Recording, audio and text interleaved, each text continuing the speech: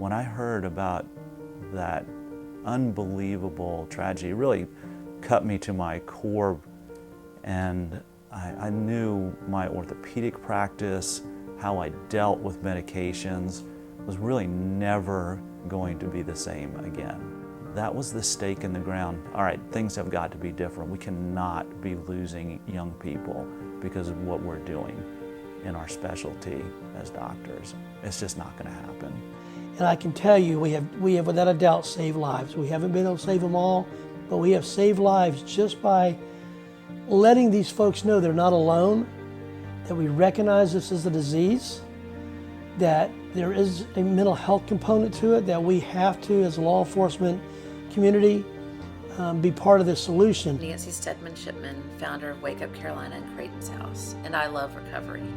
And I love bringing hope to families, one person at a time. One of the biggest things is let's talk about it, and then let's do something about it. Thankfully, I got help before I died.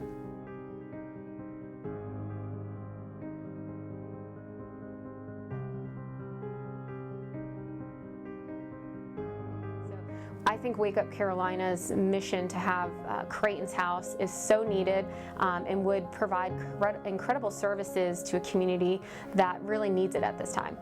For there to actually be a brick and mortar Creighton House through WakeUp Carolina, I think it would be very important. It would provide family members, recovering addicts in the pits of addiction, a safe place to go and some privacy while they figure out this big thing in their life. One of the reasons that we're struggling with addiction and depression and anxiety is honestly people don't feel like they have a safe place to go to. And so this is the time and the place that's called for to bring out a foundation and a building for WakeUp Carolina. To have a building, to have a home where you can say, this is WakeUp Carolina, this is what they've done, and this is where you can go to get that connection and to get that help that you need while your loved one is doing the work that they're doing. We want folks to have a space where they can come and just be with one another and talk about their day without feeling the pressure of talking to folks that might not get it. So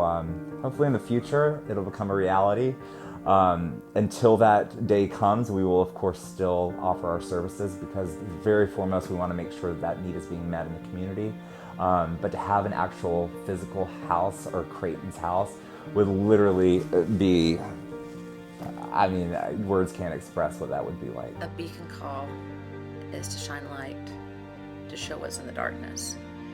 And this darkness is paralyzing, it's isolating. It is one of the scariest places to be, especially when it involves not only yourself, but the people or person that you love. I know what it's like to feel hopeless. I know what it's like to be in your mid to late 20s and think that this is all that life has to offer, and really feel like there's no hope. This is really important. This is the time and the place that, that it matters.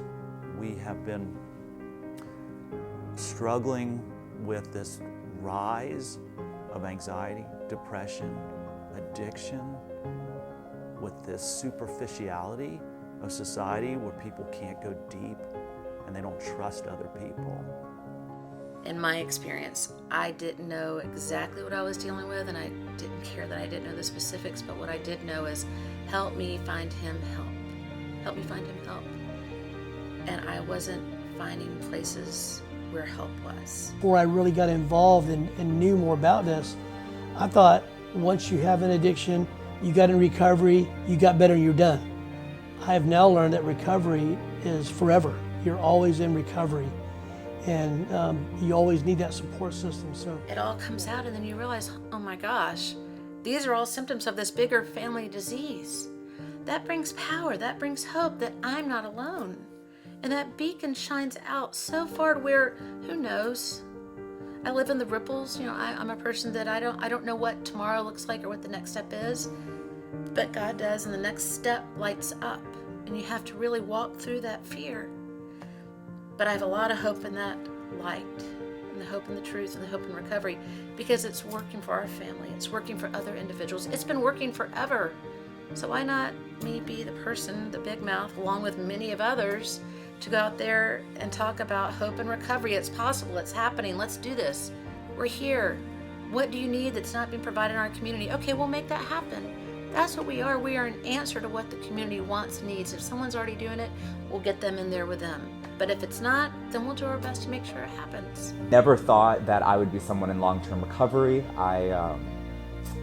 Knowing then what I know now, I never thought that it would eventually become the best thing that ever happened in my life. So out of that initial talk in September, birthed this Wake Up Carolina.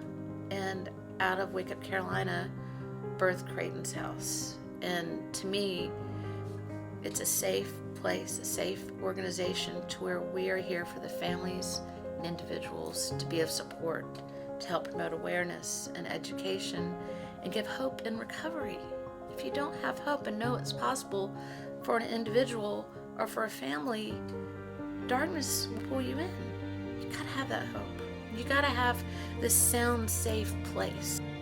And through Wake Up Carolina and Creighton's House, our hope is that young people that may or may not look like us or have the same stories as us, but they know what it's like to struggle with personal addiction, know that there is hope out there, that if they do want to reach out, that a hand is going to be there and a hand is going to be there to open the door. It's not an individual disease, it's a family disease, it's a friend disease. It impacts anybody that loves this person. And so to me, hope and recovery has always been around, always is around, but it needs to come completely out of the darkness with a spark of light. A spark of light casts that out. If we do that, then we all learn this together and we can find solutions.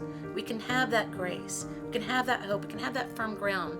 Whenever I saw Nancy start Wake Up Carolina, and then it started to gain speed, I was just instantly like, I want to know Nancy, I want to help her. Do the right thing for the right reasons with community involvement and the community saying yes, well then it gives hope to other communities that we can then say, hey, this is what we've done. These things might work or not work, but make it your own if you're wanting it. That's what the goal of this is. We speak the community language, not what I'm saying the community needs, but what the community is looking me in the eye and saying, come over here, come walk down this road with us. This is what this is what we need, this is what it looks like. And then I say, here are our services. Oh, we don't have that service? Then you tell me what you need and we will find a service to fit that community. We're a community organization. You have to speak the community's language.